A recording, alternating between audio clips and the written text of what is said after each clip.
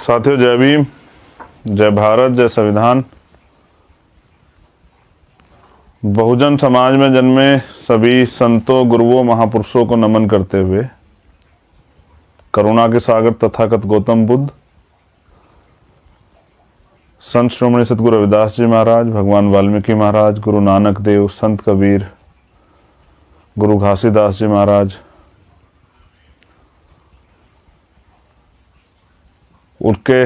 उनके अलावा और अन्य जो बहुजन महापुरुष हैं हमारे गुरुओं के अलावा, उनको भी नमन करते हुए राष्ट्रपिता ज्योतिबा फूले,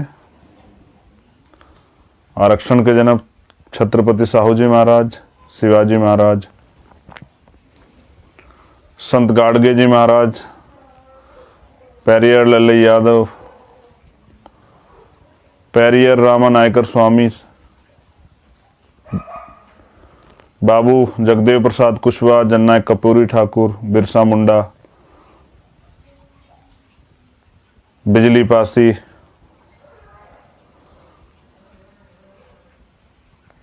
परम पूजनीय बाबा साहब अम्बेडकर,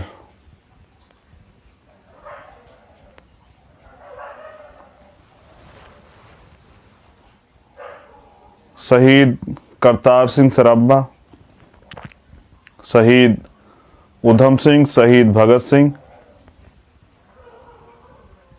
सर छोटू राम, मेरे गुरु, मेरे आदर्श मान्यवर साहब श्री काशीराम, जननायक कर्पूरी ठाकुर,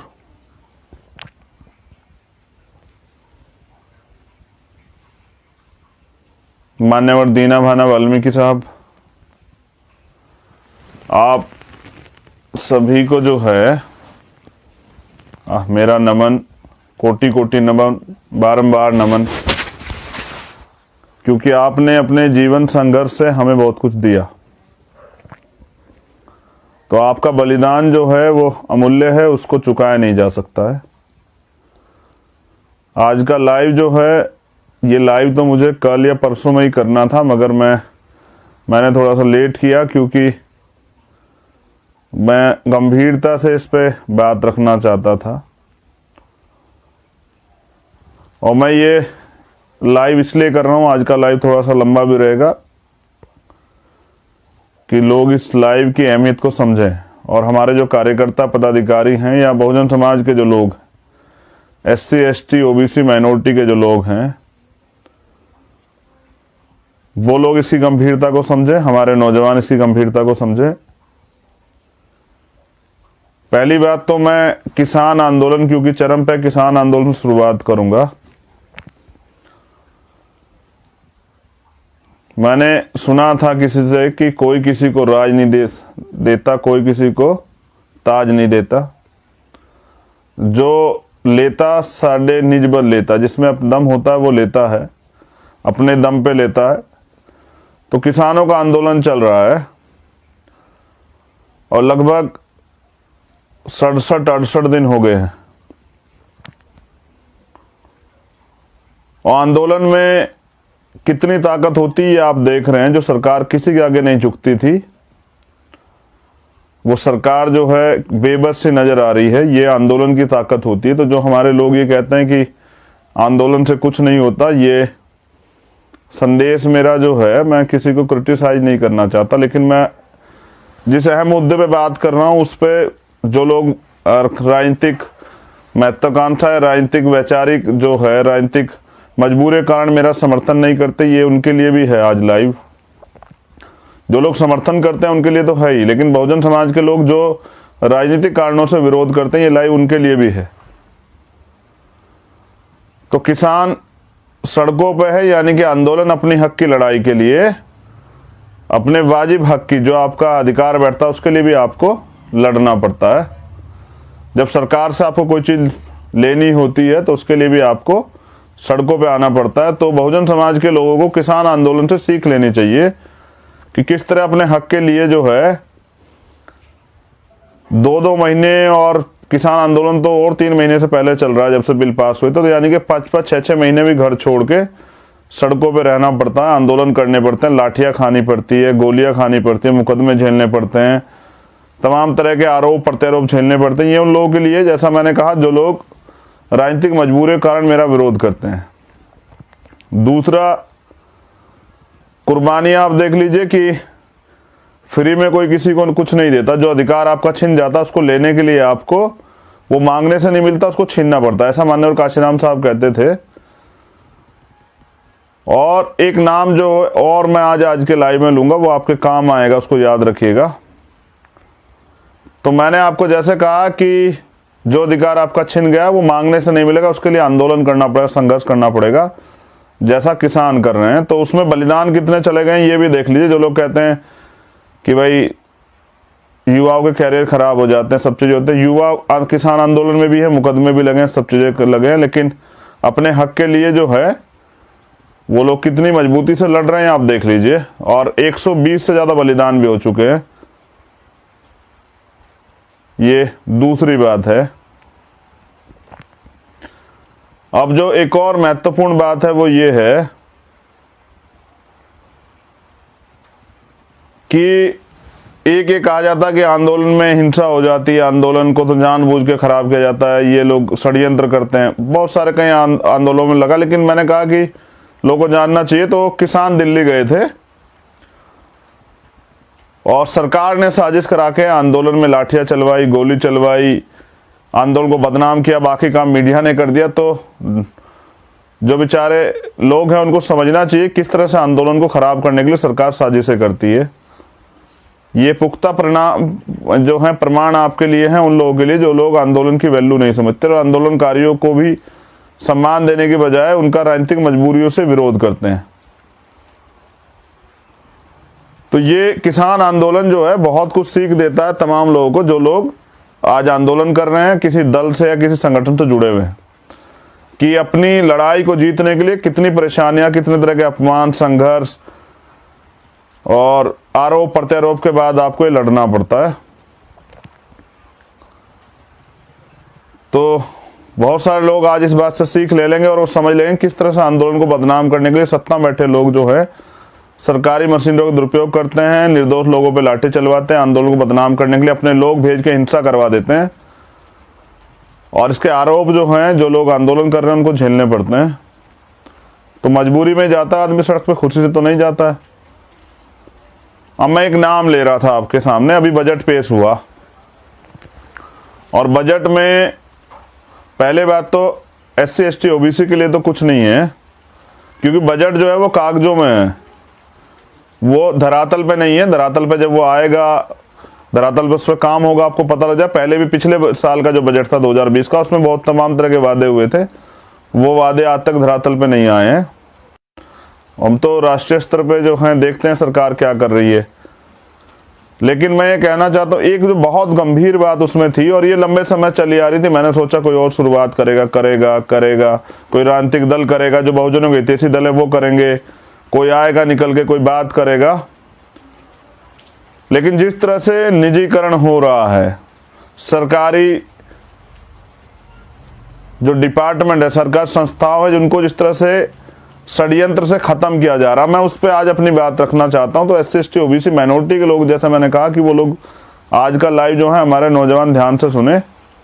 अब इसको लाइव को डिस्टर्ब करने के लिए तमाम तरह सरकार के लोग लगेंगे और बहुत सारी चीजें करेंगे। मुझे तो आपको सब चीजों के लिए तैयार रहना पड़े, जैसे किसान रह रहे हैं। देखिए, वो जो सरकारी डिपार्टमेंट है, किन्होंने बनाए तो नहीं थे, सरकार के लोग हैं, लेकिन वो क्यों बने थे और उससे क्या लाभ हुआ, मैं आपको बहुत जल्द समझा दूंगा। ये सरकारी डिपार्टमेंट जो हैं, आरक्षण की व्यवस्था है देश के अंदर। 2 अप्रैल हुआ, 20 मार्च को एक ऑर्डर आया सुप्रीम कोर्ट से SC ST एक्ट पे। फिर 2 अप्रैल हुआ, 13-14 लोगों ने, 15-16 लोगों की शहादतें हुई। शहादतों के बाद जो है मुकदमे लगे, बहुत सारे लोगों ने झेला। उसके बाद जो है सरकार को वापसी करना पड़ा, बड़ा विरोध था, पूरे देश में हुआ था। किसान आंदोलन से भी बड़ा व्यापक था वो आंदोलन, इसलिए सरकार को घुटनों पे आना पड़ा था, तब जाके मिला था। सरकार ने वापसी किया, सुप्रीम कोर्ट ने माना कि नहीं गलत डिसीजन था, फिर वो डिसीजन भी वापसी हुआ। अब ये जो सरकारी संस्थाएं हैं, जब 2 अप्रैल के बाद सीधा सरकार को समझ में आ गया, आरएसएस और बीजेपी के लोगों, इनसे सीधा नहीं लड़ा जा सकता है। ये अपने अधिकारों के लिए ये तैयार हो चुके हैं। बाबा साहब अम्बेडकर अपने महापुरुषों को पढ़ के तैयार हो चुके हैं, सड़कों पे आ जाएंगे। तो इसलिए सीधा हमला ना करके अब सारे सरकारी डिपार्टमेंट को धीरे धीरे करके प्राइवेट किया जा रहा है। अभी कहा गया कि हम लोग बैंक प्राइवेट करेंगे, LIC जो तमाम जो इंश्योरेंस से जुड़े सेक्टर उनको प्राइवेट करेंगे, रेलवे को प्राइवेट करेंगे। काफी से सब चीजें पहले हो चुके। कहीं एयरपोर्ट जो है कि एयरपोर्ट से चौधरी चरण सिंह जी के नाम से, भारत के पूर्व प्रधानमंत्री हैं, लखनऊ में मैं एक बार आया तो अडानी एयरपोर्ट के नाम से मैंने देखा। मैं बात आपसे इसलिए कह रहा हूं कि बाबू जगजीवन राम जो हैं, उन्होंने बहुत नौकरियां देने का काम जो है शेड्यूल कास्ट के लोगों को किया। और जो आज के नौजवान हैं वो जान लें और पता कर लें कितनी नौकरियां जो है बाबू जगजीवन राम ने दी। और नौकरियों से क्या परिवर्तन होता है ये चंद्रशेखर आजाद से पूछे, मैं बताता हूं आपको। मेरे पिताजी जो हैं, मेरे पिताजी और उनके भाई जो हैं, वो 5 भाई हैं।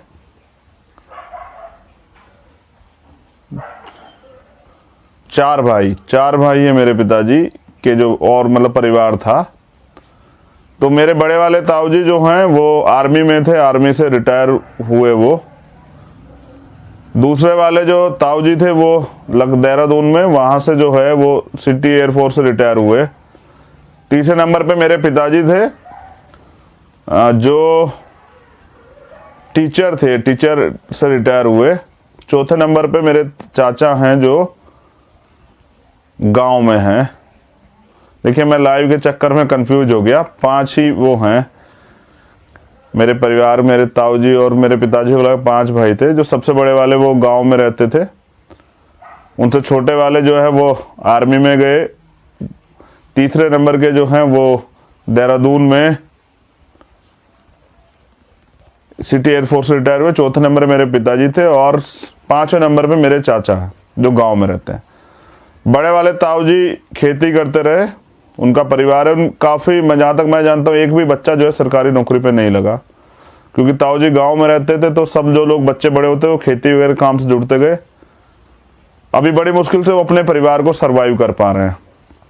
फिर उनसे छोटे वाले वो आर्मी में थे, उन्होंने अपने परिवार को मजबूत किया। जो देहरादून चले गए थे ताऊजी जो सिटी एयरफोर्स में, तो उनके 2 बेटे हैं, 1 बेटी है। एक भैया जो हैं वो वेल सेटल्ड हैं, वो देहरादून में एक अच्छे पद पे है। उनके छोटे वाले जो उनसे जो छोटे हमारे भैया हैं वो अमेरिका में हैं, वो इंजीनियर हैं। सिस्टर हमारी वहीं पे जो है वो वही देहरादून में है। उसके बाद हमारे पिताजी थे।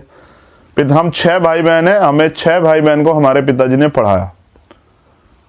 खेती करते शायद ना पढ़ा पाते, लेकिन वो सरकारी जॉब में थे तो उन्होंने हमें पढ़ाया। वो पढ़ाई की वैल्यू को समझते थे। और जब उन्होंने पढ़ाया तो हम लोगों के जीवन में बड़ा बदलाव हुआ। उन्होंने हम पे मेहनत की, पढ़ाया। तो क्योंकि उन पे वो सरकारी जॉब में थे तो एक अच्छा जो है अर्निंग उन पे थी, तो हमारे जीवन में बदलाव हुआ, हमें मौका मिला। उसकी बदौलत आज चंद्रशेखर है। क्योंकि काला अक्षर भैंस बराबर नहीं पढ़ते तो जान ही नहीं पाते। बाबा साहब ने जो रास्ता दिखाया था उसको नहीं पढ़, उस पर नहीं चल पाते तो कुछ कर ही नहीं पाते। फिर जो हमारे जो चाचा है वो गांव में रहते हैं, वो जॉब में नहीं गए, वो गांव में खेती करते थे। उनके बेटे कोई जॉब में नहीं है, वो सब अपना छोटा मोटा कोई काम करते हैं। धीरे धीरे वो परिवार मेहनत मजदूरी करके सरवाइव कर रहा है। तो अगर मुझे औरों से अलग मुझे ऐसा लगता है, अगर मेरे पिताजी जॉब में नहीं होते तो शायद मैं वकालत की पढ़ाई ना कर पाता और शायद मैं आज आप लोगों के सामने ना होता। तो परिवर्तन होता है सरकारी नौकरी से बड़ा। मेरे ताऊजी अगर जॉब में नहीं होते तो मेरे भैया अच्छी जॉब पे नहीं होते। और मेरे एक भैया जो हैं वो इस देश से भी बाहर 7 समुद्र पार जो हैं वो इंजीनियर हैं अमेरिका में, तो शायद वो ना हो पाते। ये बात मैं आपको इसलिए बता रहा हूं कि हमें जो है रिजर्वेशन, आरक्षण के दम पे जो नौकरियां मिली हैं तो उनकी वैल्यू को समझना चाहिए। अब ये सरकार आरक्षण को खत्म कर रही है। उसका सीधा तरीका है कि सरकारी डिपार्टमेंट नहीं रहेंगे तो आरक्षण खत्म हो जाएगा।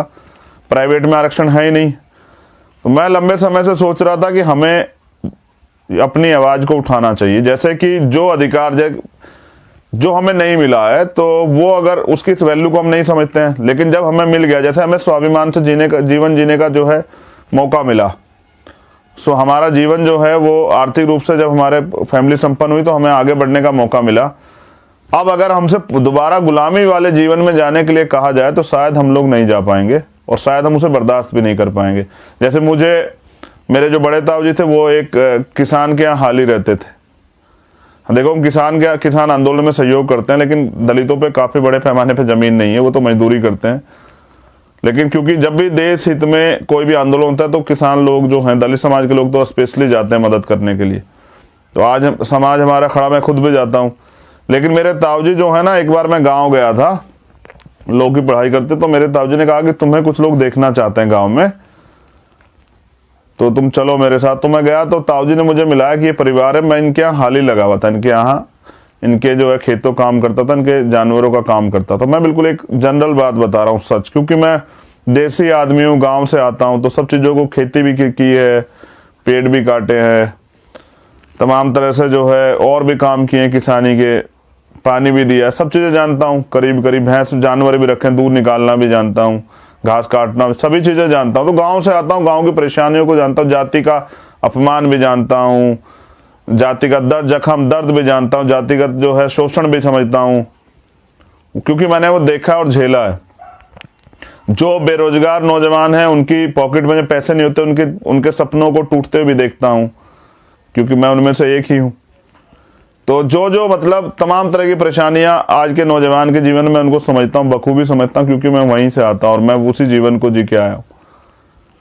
तो मेरे ताऊजी ने मुझे कहा कि मैं इनके यहाँ हाले लगा हुआ था, तो मुझे बड़ा दुख था मेरे लिए, लेकिन मुझे लगा कि चलिए, उन्होंने हम पे कितनी मेहनत की और हमें मौका दिया कि देखो मैं हाल ही लगा हुआ था, लेकिन मेरा भतीजा ना लगे, मेरा बेटा ना लगे। तो उन्होंने पढ़ाया, क्योंकि पढ़ने के बाद जो है तरक्की के रास्ते खुले।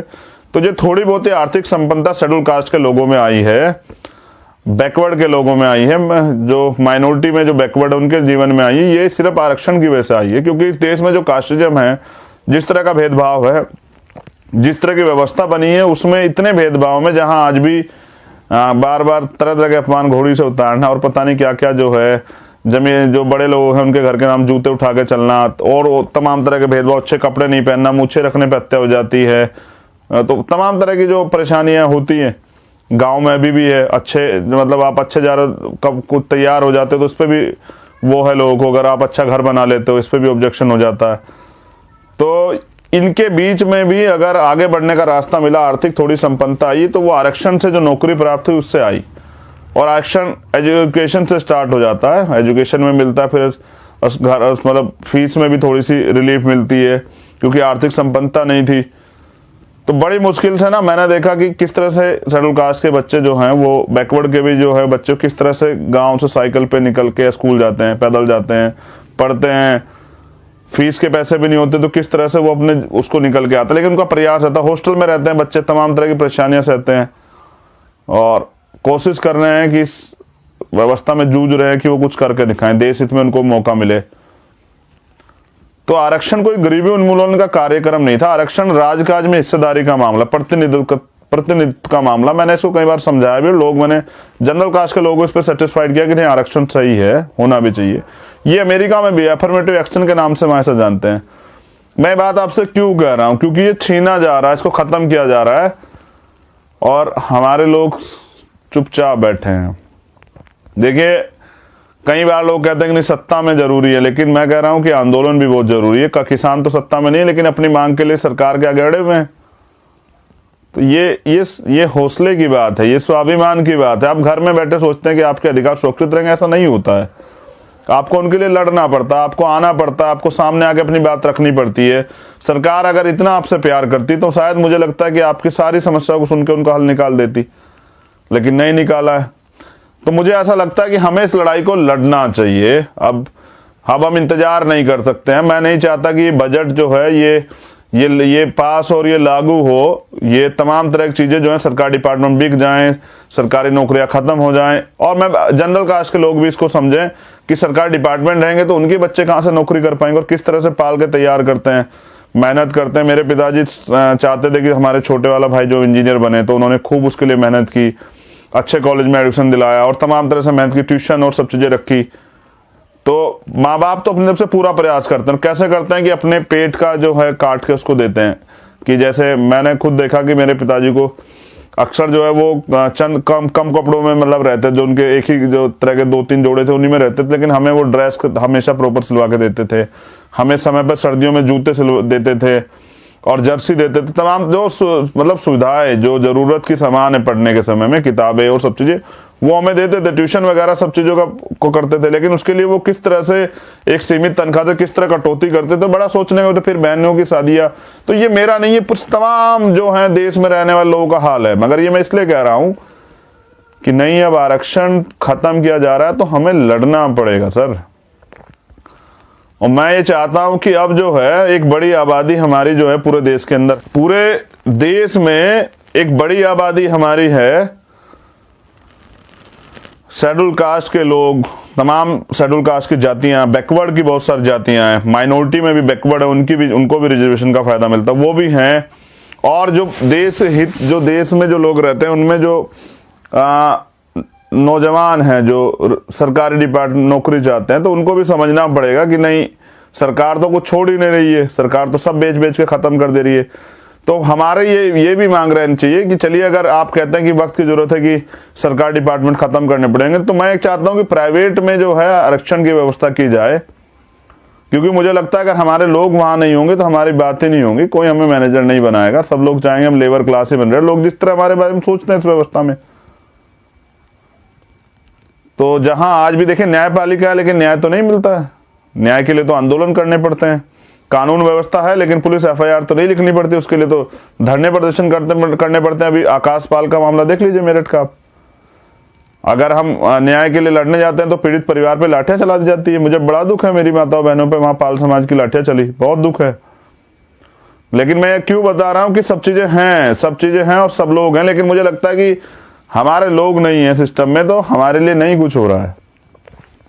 तो ये आरक्षण जो है, जिसकी वजह से मेरे ताऊ जी, मेरे पिताजी एक सम्मानित जीवन जी पाए, मैं इसको खत्म नहीं होने दूंगा। और मैं हम की बात कर रहा हूं, हम सब लोगों को इसको लिए लड़ना चाहिए। आने वाले कल में मैं शुरुआत करता हूं। मैं कहता हूं कि मैं देखना चाहता हूं कितने लोग इस लड़ाई में साथ देने के लिए तैयार हैं। देखिए, आपको किसानों से सीख लेनी चाहिए। जो अधिकार सरकार ने उनके अब खत्म किए हैं उसके लिए वो लड़ रहे हैं, जो कानून के खिलाफ बनाए उसके लिए वो लड़ रहे हैं, एमएसपी पे जिसपे वो कानून चाहते हैं उसके लिए लड़ रहे हैं। लेकिन जो हमें मिला है वो खत्म किया जा रहा है, उसके लिए हम लोग नहीं लड़ रहे। तो इसका मतलब हमारा जो है वैचारिक दरिद्रता जो है वो हम पे हावी है, मानसिक गुलामी हमारे ऊपर हावी है कि हमारे अधिकार छीने जा रहे हैं, हम लोग नहीं लड़ रहे हैं। हम लोग इंतजार कर रहे हैं कि अपने आप बच जाएंगे। ऐसा कभी कुछ नहीं हुआ है कि कुछ बच गया हो। जब एक पूरी ताकत लगी हो आपके अधिकार छीनने में, तो बचने का मतलब नहीं बनता है, फिर आपको लड़ना पड़ेगा। और मैं ये कहना चाहता हूं पूरे देश में रहने वाले नौजवानों से, शेड्यूल कास्ट, बैकवर्ड के, माइनॉरिटी के नौजवानों से, कि साहब कब लड़ेंगे? जब सरकार सब कुछ खत्म कर देगी, जब सरकार बीएचएल बेच देगी, कॉल बेच देगी, सेल बेच देगी, भारत पेट्रोलियम, काफी चीजें बिक भी चुकी हैं, जब तमाम एयरपोर्ट और सब चीजें प्राइवेट हो जाएंगी, तो आपको कौन देगा वहां कुछ? और फिर प्राइवेट का हालात आप जानते हैं, प्राइवेट तो गुलामी है। जैसे मैं एक ही इशू पे बात करूंगा, सफाई कर्मचारियों का आप काम देख लीजिए। कॉन्स्टिट्यूशन में प्रोविजन था, बाबा साहब जानते थे और बाबा साहब ने किया भी, कि कोई भी कार्य जो है, जो दैनिक कार्य है, वो ठेकेदारी पर नहीं होगा। लेकिन जब सफाई कर्मचारी यानी कि वाल्मीकि समाज के लोग जो, या शेड्यूल कास्ट के जो चमार जाति के लोग हैं, वो सफाई का काम करते हैं, जब वो लोग करते थे सफाई काम और सरकारी डिपार्टमेंट के थ्रू करते हैं, सरकारी नौकरी थी, तो जब 50-60 हजार रुपये तनख्वाह मिलती थी, तो मेरे बाप दादाओं ने सोचा कि नहीं, मैं अपने बच्चे को ये जीवन नहीं जीने दूंगा, मैं उसको डॉक्टर इंजीनियर बनाऊंगा। बाबा साहब ने कॉन्स्टिट्यूशन में हमें भी राइट दिए हैं, मैं उसको पढ़ाऊंगा अच्छा। और जब ये लोग डॉक्टर, इंजीनियर, जज, वकील, आईएएस, आईपीएस बनने लगे, तो सिस्टम को दिक्कत हो गई। तो उन्हें लगा कि सफाई का काम कौन करेगा, तुम्हारी मजदूरी कौन करेगा, तुम्हारे खेतों में हल कौन चलाएगा, तुम्हें कौन जो है, ये किस पे राज चलाओ, किसका शोषण करोगे, किसको जाति की वजह से प्रताड़ित करोगे, ये कहाँ मिलेंगे लोग तुम्हें। तो उन्होंने, सिस्टम में बैठे लोगों ने वहां ठेकेदारी प्रथा कर दी। आज 7,500 रुपये, 8,000 रुपये, 11,000 रुपये पे है। तो उसमें क्या होता है कि वो इतना पैसा है कि जिसमें आदमी रोटी बड़ी मुश्किल से मिलती है, तो फिर वो अपने बच्चों को कहां से पढ़ाएगा। तो एक तरह से गुलामी में धकेलने का जो है पूरा सिस्टम है कि लोग जो हैं अपने पेट की भूख के लिए, यानी कि अपने बच्चों का पेट भरने के लिए, उनकी दवाई के इलाज के लिए, अपने घर की रिपेयरिंग के लिए, अपना घर बनाने के लिए सारी जिंदगी संघर्ष करते रहे। तो 10% लोग जो हैं वो 90% पूंजी पे कब्जा करे बैठे, और 90% जो लोग हैं किसी जाति धर्म के हों, वो 10% पैसे पे जानवरों की तरह अपना जीवन जी रहे हैं। ये कोई जीवन थोड़ा, ये तो गुलामी है। गुलाम कहते हैं ना, काशीराम साहब कहते हैं गुलामों के अधिकार नहीं होते हैं, गुलामों की बहन बेटियों पे शोषण होता है, गुलामों को सताया जाता है, गुलामों का उत्पीड़न होता है। गुलाम होता है, गुलाम कभी राजा नहीं होता है। जबकि बाबा साहब ने कहा कि राजधानी का पेट काट दिया, वोट का अधिकार दिया और तमाम अधिकार दिए। तो जैसा मैंने कहा, सोचिए आपने जो मूछें रखी हुई हैं और कोई आपकी मूछें काट दे, मुझे ऐसा ही लगा जैसे मूछें काट दी गई हूं, हमारा सम्मान जो है ये सरकार डिपार्टमेंट खत्म करके छीन लेगा कि इनको उस हालात पे ले जाओ कि जहां ये रोटी के लिए मोहताज हो जाए। जैसे मूछें मैंने कहा काट दे, जैसे जिन नौजवान ने मूछें रखी है कोई जबरदस्ती पकड़ के आपकी मूछें काट दे, उस अपमान को महसूस कीजिए और तय कीजिए कि हमें संघर्ष करना है। मैं तो तय कर चुका हूं कि मैं अब भीम आर्मी और आजाद समाज पार्टी के जो नौजवान जो मुझसे प्यार करते हैं, मैं उनसे कहूंगा कि वो जिलों में तैयारी करो, और किसान भाइयों की तरह हम भी बड़ी बड़ी पंचायतें करके जो है इस सरकार को बता देंगे कि हम एक बड़ी आबादी है इस देश की, जो बहुजन समाज है, SC OBC माइनॉरिटी के जो लोग हैं, वो एक बड़ी आबादी है और उनके अधिकार आप ऐसे नहीं छीन सकते उस देश में। मैं जानना चाहता हूं इस लड़ाई में कौन कौन साथ है, वो लिख के बताए कि भैया हम लड़ेंगे और हम लड़ना चाहते हैं। सर मैं कह रहा हूं कि अगर आज नहीं लड़े तो कल गुलामी आ जाएगी, तो जो आने वाली पीढ़ियां हैं उनको क्या मुंह दिखाएंगे। बाबा साहब अकेले हमें सब कुछ देके गए, फिर उससे पहले हमारे महापुरुषों ने राष्ट्रपिता ज्योतिबा फूले, हमें पढ़ाने के लिए माँ सावित्रीबाई फूले, माँ फातिमा शेख, बाबू जगदेव प्रसाद कुशवाहा, जननायक कर्पूरी ठाकुर, संत गाडगे जी महाराज, पेरियार जी महाराज, प्यारे लल्ले यादव जी, तो गुरु नारायण स्वामी, कितने लोगों ने जो है इस सामाजिक परिवर्तन और आर्थिक मुक्ति के आंदोलन को आगे बढ़ाया। बाबा साहब अम्बेडकर, मान्यवर काशीराम, मान्यवर दीना भाना वाल्मीकि साहब, कितने लोग हैं। और मैं आदिवासी उससे तो अगर बात करूं तो बहुत लोग हैं, बड़े बड़े नाम हैं जिन लोगों ने ये संघर्ष किया स्वाभिमान के लिए। तो मैं कल को एक बार हम लोग कल्पना करते हैं, ये मैंने आज एक कुर्ता पहना, ये कुर्ता जो है मुझे जब मैं फरारी में था तो पंजाब से एक परिवार ने दिया था, मैं उनका धन्यवाद करता हूँ। और ये कपड़ा जो है एक हमारे जो डेरा सचखंड बल्ला, वहां से के जो गुरुजी उन्होंने मुझे दिया था कि ये कपड़ा मतलब सम्मान के तौर पे दिया था, वहां पंजाब में इस तरह का रिवाज है, तो मैंने सोचा कि आज यही पहन लेता हूँ, गुरुओं का आशीर्वाद भी रहेगा।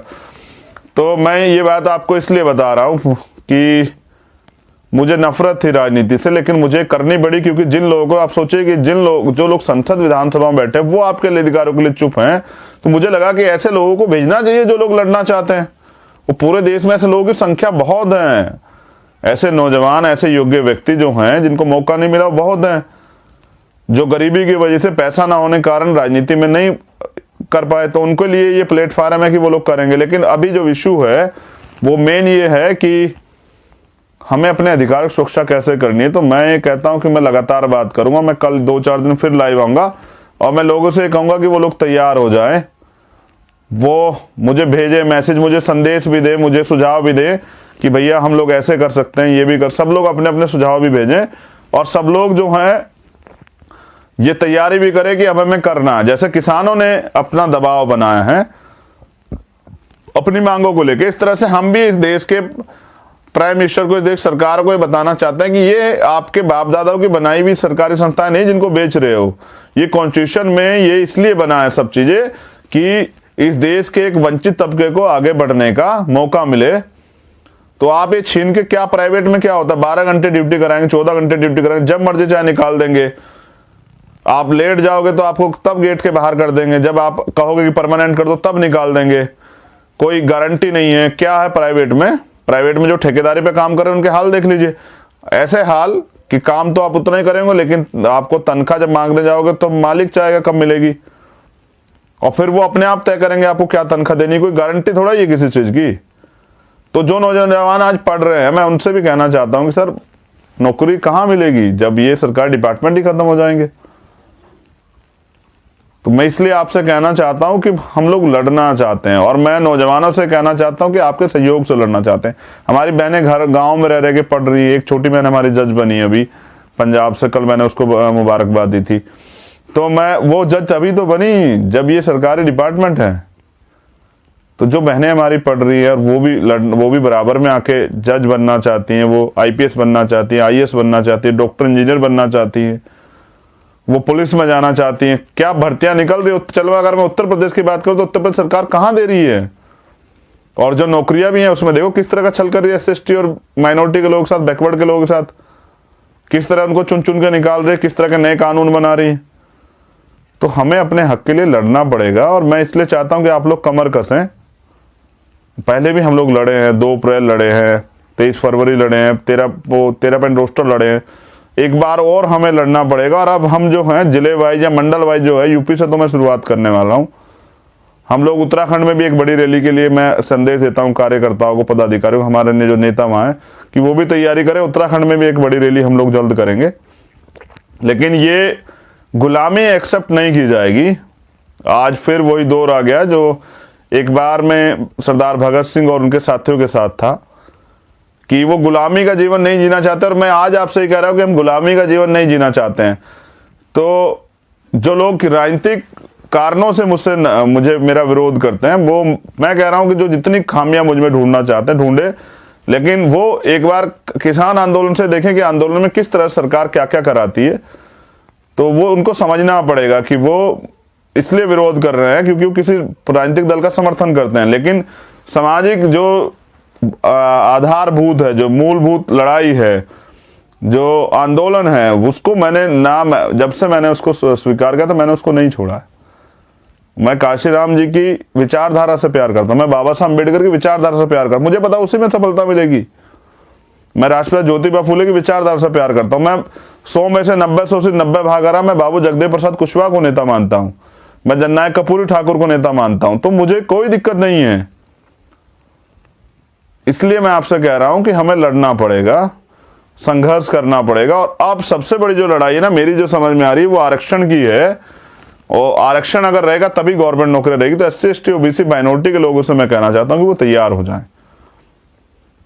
और जो लोग इस लड़ाई में साथ देना चाहते हैं या सुझाव देना चाहते हैं कि इस तरह से हम लोग इस आंदोलन को मजबूत कर सकते हैं, गांव गांव तक पहुंचा सकते हैं, अपनी बात रख सकते हैं, बड़ी सभाएं कर सकते हैं, वो लोग मुझे सुझाव भी भेजें। और मैं अपने जितने भी पदाधिकारी, जिलाध्यक्ष या भीम आर्मी के जो जिला के मेंबर या प्रदेश के मेंबर, उनसे कहूंगा कि वो मेरे इस लाइव से जो है बहुत सारे नंबर जो आएंगे उनको उठा लें, उनसे बातें करें। हम लोग, हमारी राजनीति तो यही है ना, अपने लोगों के अधिकारों की सुरक्षा। मेरे लोगों का अधिकार मेरा स्वार्थ, ये सुना था ना आपने। यही तो लड़ाई, यही तो राजनीति है। राजनीतिक इसलिए तो है कि लोग आपको वोट देते हैं और आप उनके अधिकार सुरक्षा करते हैं, उनके लिए नीतियां बनाते हैं, लेकिन आप तो वोट लेके भूल जाते हैं। तो इसलिए मैं कह रहा हूं कि हमारी तो राजनीति ये है कि अपने लोगों के अधिकार, सम्मान की सुरक्षा करनी है, उनके स्वाभिमान की सुरक्षा करनी है, उनके जीवन की सुरक्षा करनी है, उनके लिए रोजगार, उनके लिए तमाम संसाधन जो हैं वो तैयार करने हैं, उनके आर्थिक मुक्ति का रास्ता खोलना है, उनको आर्थिक रूप से सशक्त करना है। जो कॉन्स्टिट्यूशन जो सुविधाएं देता है, रोटी, कपड़ा, मकान, चिकित्सा, शिक्षा, सुरक्षा और स्वास्थ्य, रोजगार, ये सब चीजें उनको देनी है। तो ये तभी तो देंगे जब कलम की ताकत हमारे हाथ में आएगी। इसलिए जो है पहले आंदोलन अपना मजबूत करना पड़ेगा, अपने लोगों को तैयार करना पड़ेगा। और जो गरीब माँ बाप अपने बच्चों को पढ़ा रहे हैं वो तो सोचें कि नौकरी कहाँ से मिलेगी सर, जब रोजगार ही खत्म हो जाएगा, जब सरकार डिपार्टमेंट ही खत्म हो जाएंगे, तो कहाँ आप आर्थिक रूप से इतने सशक्त हैं कि बिजनेस कर पाएंगे।